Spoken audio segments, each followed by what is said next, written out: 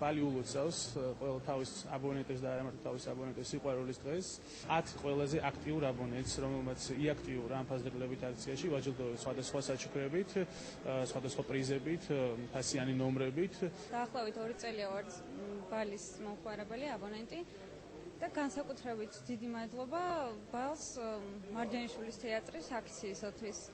ვიყავი ამ აქციის აქტიური მომხმარებელი და ამიტომაც მივიღე წამახალისებელი საჩუქრები და ძალიან დიდი სტიმულია ეს ჩემთვის, რომ დავრჩე ბალის აქტიურ და ერთგულ მომხმარებლად.